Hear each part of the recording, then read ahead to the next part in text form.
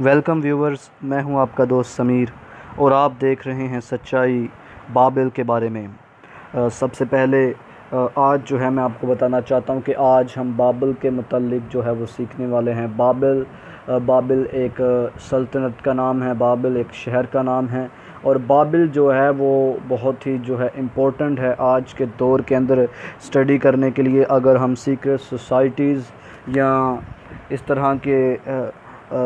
برے عقائد کے بارے میں جاننا چاہتے ہیں جو ہمیں خدا سے دور لے کر جاتے ہیں، تو اس میں ہمیں بابل کے متعلق بہت ہی زیادہ اہمیت کے ساتھ سیکھنے کی ضرورت ہے۔ سب سے پہلے میں آپ کو یہ بتانا چاہتا ہوں کہ لفظ بابل جو ہے اس کے دو معنی بیان کیے جاتے ہیں۔ سب سے پہلے بابل کا جو مطلب ہے وہ یہ بیان کیا جاتا ہے دا گیٹس آف گاڈز، یعنی خداؤں کا دروازہ یا دیوتاؤں کا دروازہ۔ یہ جو بابل ہے اس کے بارے میں یہ کہا جاتا ہے پہلا بابل کا مطلب، اور دوسرا یہ بیان کیا جاتا ہے کہ ہیبرو کے اندر، عبرانی کے اندر اس کا جو مطلب ہے وہ باول لفظ استعمال ہوا ہے، اور اسے کہا جاتا ہے کہ اس کا مطلب کنفیوژن بھی ہو سکتا ہے۔ سب سے پہلی بات اس کے نام کے اندر ہمیں جو بات ملتی ہے، ایک مسٹری ہے، وہ یہ ہے کہ بابل یا تو یہ دیوتاؤں کا گیٹ ہے، دا گیٹس آف گاڈز، یا پھر یہ کنفیوژن ہے۔ دونوں چیزوں میں ہمیں ملتا ہے کہ بابل جو ہے وہ ایک اچھی جگہ نہیں بلکہ یہ خدا کے خلاف جگہ ہے۔ اس کے بعد بابل کے متعلق کہ آخر بابل جو ہے یہ کیسے قائم ہوا، بابل کی سلطنت قائم کیسے ہوئی، ہمیں اس کے متعلق ملتا ہے کہ بائبل مقدس کے اندر بھی اور تاریخ کے اندر بھی ہمیں یہ بات ملتی ہے کہ اسے جو ہے وہ نمرود نے، اگر ہم سیکولر ہسٹری یا تاریخ کی بات کریں تو وہاں پر ہمیں ملتا ہے کہ حمورابی جو ہے وہ بندہ تھا جس نے سب سے پہلے جو ہے بابلی ریاست کو جو ہے وہ قائم کیا، بابلی دور کو قائم کیا، اور جو ایرانی ریکارڈز ہیں، عراقی اور ایرانی ریکارڈز ہیں، وہ ہمیں یہ بتاتے ہیں کہ یہ جو ایلامائٹ امپائر ہے اس کے بعد جو ہے وہ بابل کا دور جو سٹارٹ ہوا، جس کے اندر جو ہے وہ بابل ایک ریاست بنی، ایک سلطنت، ایک اسٹیٹ بن گئی۔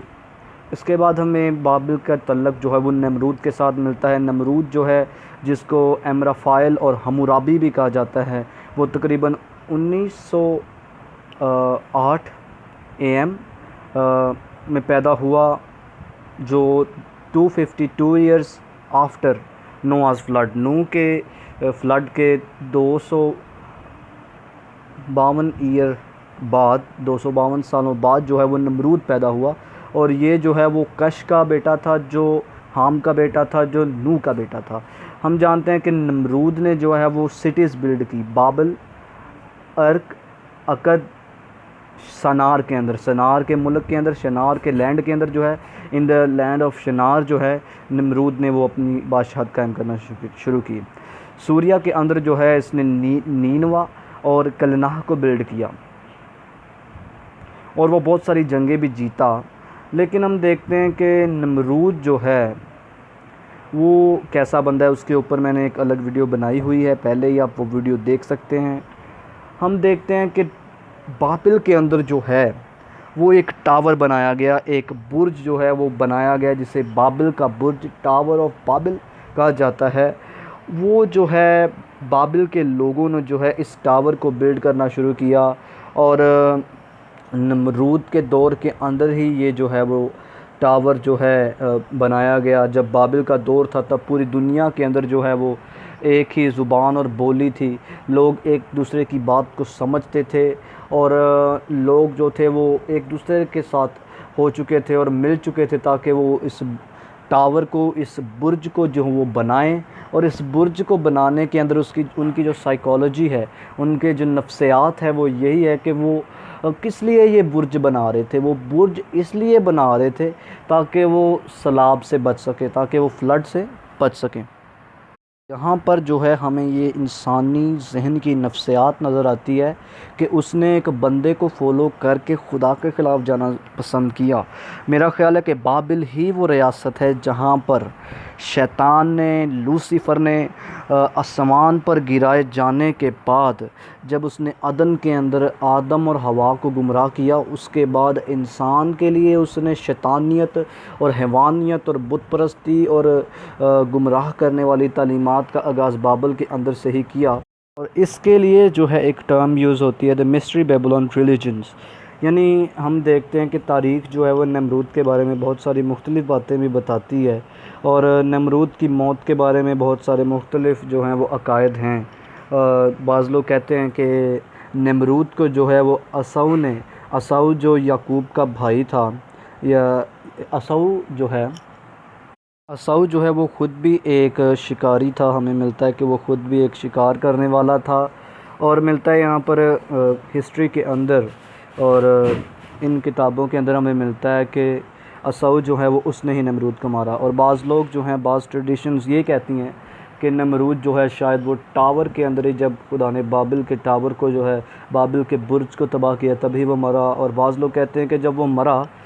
تب اس کی بیوی نے جو ہیں وہ اس کے حصے، اس کے بدن کے جو پارٹس تھے وہ ڈفرینٹ ریاستوں میں بھیج دیے، بابلی ریاستوں کے اندر، اور پھر اس کی بیوی نے جو ہے وہ، جس کا نام سمیرمس تھا، اس نے یہ من گھڑت کہانی گھڑی، اور لیکن اس کے اندر شیطانیت موجود ہے کہ اس کا جو بیٹا ہے تاموز، وہ سورج دیوتا کا ری انکارنیشن ہے، دوسرا جنم ہے۔ بابل کے متعلق یہ باتیں جو میں آپ کو بتا رہا ہوں میرے عزیزو، ان کا بتانے کا مقصد یہ ہے کہ بابل کی ریاست جو ہے وہ ایک شیطانی ریاست ہے، اور آج کے دور میں جو بابل ہے وہ عراق ہے، یعنی عراق کے اندر جو ہے آج بھی بابل کے جو کھنڈرات ہیں، ریمینز آف بیبلون جو ہیں ابھی بھی موجود ہیں۔ آپ ریسرچ کر سکتے ہیں اس کے اوپر بھی، اور آپ کو یہ جاننے کی ضرورت ہے کہ بابل جو ہے اس نے اسرائیل کے اوپر جو ہے وہ، یروشلم کے اوپر اور بنی اسرائیل کو 2-3 بار جو ہے وہ یہ اسیر کر کے بھی لے گئے، اور بابل کے بادشاہ جب بابل کے اندر آئے تو انہوں نے خدا کے گھر کو، ہیکل کو جو ہے اس کی بھی بے حرمتی کی، اور ہم یہ دیکھتے ہیں کہ بابل کے اندر سے بہت ساری قومیں بابل کے اندر سے نکلی ہیں، اور بابل کے اندر سے ہی دنیا کے اندر مختلف جگہوں میں لوگ جاتے رہے ہیں، جس میں انڈیا، ایجپٹ اور گریس، یہاں تک لوگ گئے، اور وہاں پر شیطان کے ہولز جو ہیں، ہتھ کنڈے ہیں، شیطان کے جو اڈے ہیں، ان کے بارے میں بھی بات میں کروں گا کسی ویڈیو کے اندر جو ہے۔ ان سے پہلے جو ہے بابل کے متعلق آپ کو یہی سب باتیں جاننے کی ضرورت ہے کہ بابل جو ہیں، اس کے جو ہے، اس کو دوبارہ جو ہے، اس کی اسپرٹ کو، اس کو دوبارہ جو ہے وہ جگایا جا رہا ہے۔ بابل کے اندر لوگوں کی سائیکالوجی جو ہے وہ خدا کے خلاف کر دی گئی تھی، لوگوں کو کنٹرول کر کے خدا کے خلاف کر دیا گیا تھا، اور ایسٹرالوجی ہے وہ بھی بابل کے اندر سے نکلی۔ ہم دیکھتے ہیں کہ بہت ساری چیزیں بابل کے اندر سے نکلی ہیں، آپ کو ریسرچ کرنے کی ضرورت ہے اور زیادہ بھی، اور جتنی باتیں میں نے آپ کو بتائی ہیں آپ ان کو جانیں اور دوسروں تک پہنچائیں تاکہ لوگ جو ہیں وہ جان سکیں۔ آج الومیناٹی، فری میسنز اور اس طرح کی سیکریٹ سوسائٹیز اور شیطانی چرچ آف شیطن کے لوگ، یہ سب لوسیفرین جو ہیں، لوسیفر کو ماننے والے، یہ سب بابل کی تعلیمات کو، مصر کی تعلیمات کو، روم کی تعلیمات کو پھیلا رہے ہیں، اور آپ کو ان کے خلاف جانے کی ضرورت ہے، اور آپ کو اس ویڈیو کو ضرور دوسروں تک شیئر کریں، لائک کیجئے۔ اگر آپ نے چینل کو سبسکرائب نہیں کیا تو اس چینل ترتھ کو، سچائی کو ضرور سبسکرائب کیجئے اور اسے ضرور شیئر کیجئے، کیونکہ میرا کام سچائی کو پھیلانا ہے اور آپ کا کام بھی سچائی کو پھیلانا ہے، اگر آپ سچائی کو پھیلانا چاہتے ہیں، کیونکہ صرف اور صرف سچائی آپ کو آزاد کروا سکتی ہے۔ جب تک میں آپ کو اگلی ویڈیو میں نہیں ملتا، تب تک کے لیے سچائی کو پھیلاتے رہیں، اور خدا آپ کے ساتھ ہو۔ خدا حافظ۔